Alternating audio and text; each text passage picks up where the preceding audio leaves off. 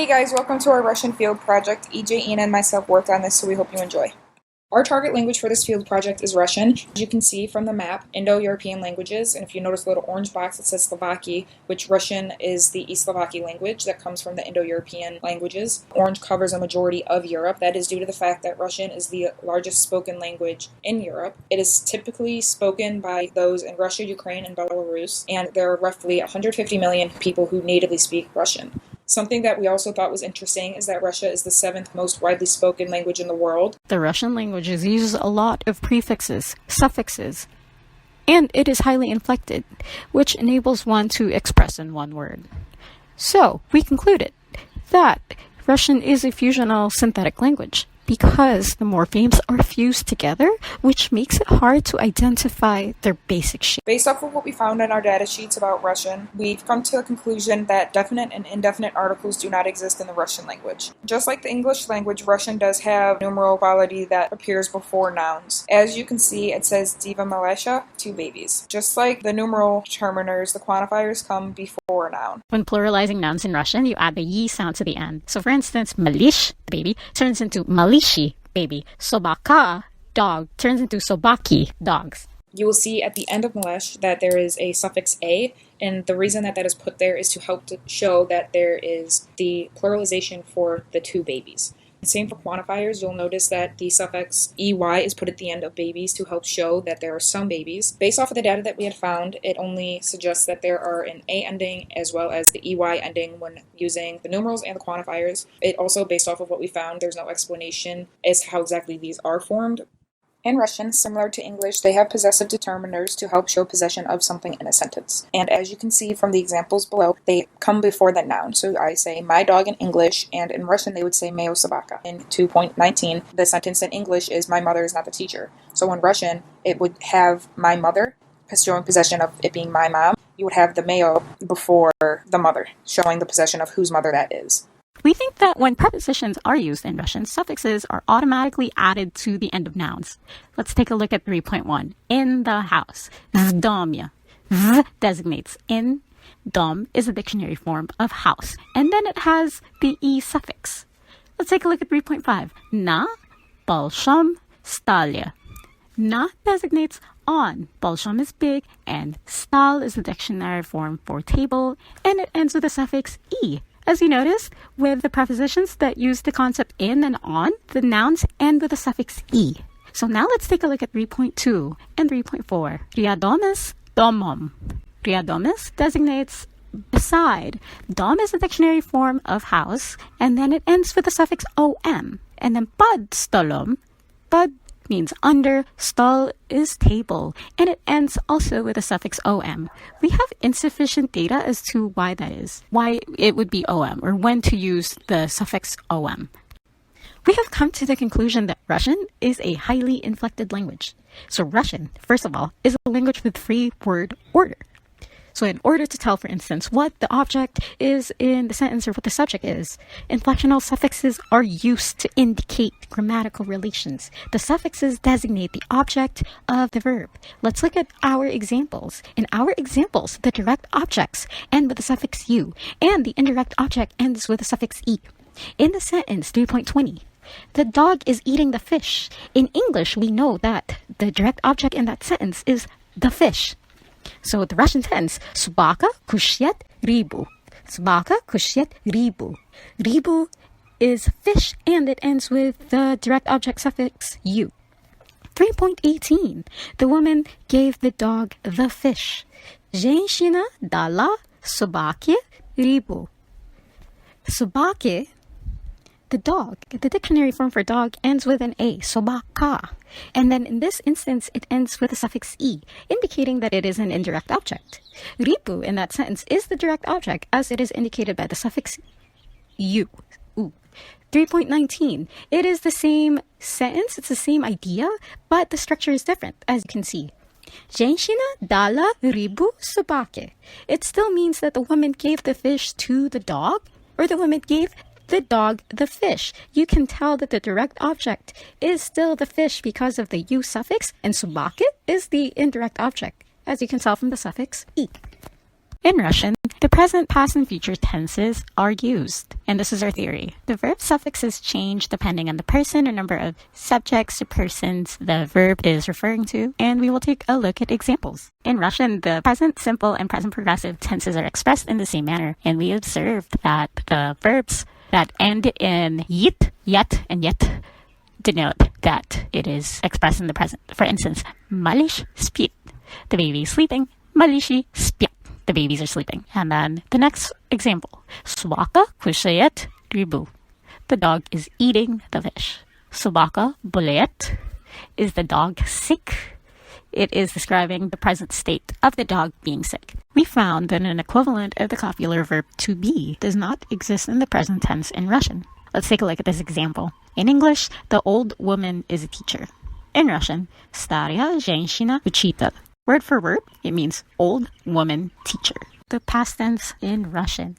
We think that the verbs are conjugated to end with a suffix l to denote the past. Let's take a look at the first example. To sleep. In Russian, the dictionary form is spat. The sentence, the baby slept. Malish spal. The babies are sleeping. Subaki spali. They both end with a l or li sound. Another example. The dog was sick. Sobaka bolela. Bolela is the verb. It's the state of being sick, but it's conjugated in the past. So you can tell that it is in the past with a l, la sound. Another example. Женщина кушала рыбу. Kushat is the dictionary form of to eat. And that sentence, женщина кушала рыбу, the woman is eating the fish, you can tell that it is in the past because of the la ending of kushala. Unlike in the present tense, we found that a Russian equivalent of the copular verb to be exists in the past tense. And we see that in the sentence, when it's used, it attaches a suffix on the predicate noun. So in the sentence, the old woman was a teacher. The old woman, that's the subject. And the predicate noun is teacher. Старая женщина была учителем. We suppose bila is the equivalent of was. Учитель means teacher, and we do not have sufficient data as to why there's a suffix that is attached. But this is the example we have from the datasheet.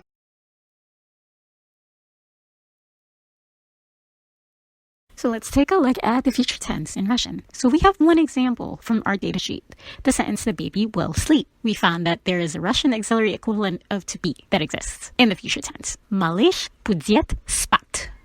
Малыш is baby. Будет, we think, is the equivalent of will, and spat is a dictionary form of to sleep. So we think that in order to form the future tense, you have this version of to be plus the dictionary form of the verb.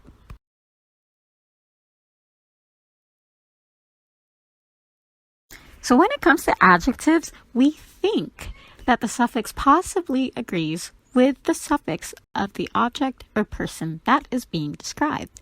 Let's take a look at these examples. The dog is sick. Dog ends with an A. Собака. The dictionary form for sick is больной. Собака, больная. Собака ends with an A. Больная, the adjective, ends with an A. Next sentence. The old woman was a teacher. Старая женщина была учителем. Старая ends with an A. That is the adjective for old. Женщина is the noun and ends with an A. In this section, we will begin discussing the syntax of the Russian language. We looked through our data sheets as a group to see if we were able to notice any consistencies with sentence structure. We came to the conclusion that Russian follows the syntactic typology of SVO, that stands for subject verb order. And the example shown that it does follow SVO word order. Woman saw house. Let's talk about noun phrases. So we were able to notice two noun phrase rules in Russian, which is listed here on the slide. We also illustrated in a tree diagram form how it will look. And we pulled from our data sheet, we used 212, and the sentence reads as, my old dog is sick. And my would be considered a possessive determiner. Old is an adjective, dog, noun. And here for sick, you'll notice that the Russian word for sick is больной, but there's a change with the suffix there, and we believe that the suffix change makes the word sick read as is sick. The rule for a prepositional phrase in Russian is preposition, noun phrase. Here we'll notice a phrase structure tree for a prepositional phrase. Pod stolom, under the table. Pod, under, stolom, table. So since Russian doesn't use articles, the single noun stolom in this phrase structure tree is represented with a triangle for the entire noun phrase in this example. The negation process is formed by adding an adverb before the adjective. In the two examples shown, you'll notice a sentence without a negation, and then you'll notice one with a negation. On the left, 2.8, it reads as Sobaka Bonaya, which is the dog is sick. To negate that, in example 2.9, you'll notice it says Sobaka Nia Bonaya, dog no sick. So it's that simple. To negate, you just need to add the adverb before the adjective.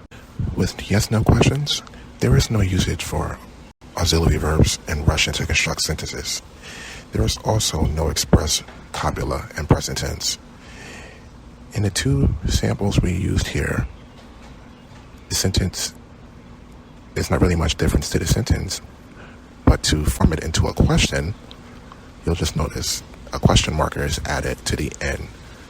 So for it to sound like a statement, the baby is sleeping, it's Mali speak. To make it sound like a question, it's Mali speak. You can notice a change in the tone to make it into a question. And you'll also notice there's no change to the sentence structure. In the Russian language, WH questions are formed with the WH word in Russian pronoun is placed at the beginning of the sentence. Russian uses WH fronting questions. In the two examples here, we have a word for who in Russian. Not really sure how to pronounce that, but it's in the beginning of the sentence, and it says who saw the house, and then you'll notice a change in the placement of the wording. The subject in 3.8 is the beginning of the sentence. You also notice there is a prefix, a U prefix attached to the word for see, vidit in Russian. There wasn't enough research in our data sheets to determine exactly what the U prefix to the word is, but I just wanted to be sure that we highlighted that. And in the suffix part, we noticed there could possibly be some masculine and feminine words in Russian, and so yeah, that was the conclusion that we came up with this one. Passive sentences in Russian are created by moving the object-noun phrase to the subject position, then moving the subject-noun phrase to the end of the sentence. In the two forms here, we have an active form and a passive form. You'll notice at the beginning of the active form, the sentence begins with a subject noun and ends with an object noun. And then in a passive form, the object noun shifts over to the beginning of the sentence and the subject noun shifts to the end. In the subject noun, you'll notice the OY suffix is added on, and we're not entirely sure if this is what it does, but we believe that the OY suffix changes the word woman. Well, it adds maybe by to the end of the word. In its final syntax slide, we'll be covering copula construction. I included two different types of copula construction representation. In 1.11, you'll notice that the verb for to sleep is changed. The suffix is changed, and we believe that the suffix change is what generates the are portion of the babies are sleeping. Then in 2.18, you'll notice that the copula verb is a standalone word. It has its own representation in this sentence, so it is represented by baila in Russian. In conclusion, a few takeaways that we had were the SVO's structural flexibility. Based off of the data sheets that we had, we noticed that Russian is dominant in SVO word order, but just because our data sheets show showed that, it doesn't mean that other sentences and when speaking freely in Russian, it doesn't mean that it doesn't go in any other word orders. So we came to the conclusion that it could have different word orders for that. We've also noticed that with word order, English and Russian are very similar in their sentence structure forms. And for example, that would be the SVO word order. We were unable to see anything from our data sheets showing that it showed male or female based off of words that were in sentences. And lastly, based off of all three of mine, EJ's, and Ina's previous language experience, we've noticed that there's similar concept to the Romance language. And by that we mean with verb conjugation, it changes suffixes, endings, basically to help agree with a person or the number of persons. And thank you so much for listening to our presentation.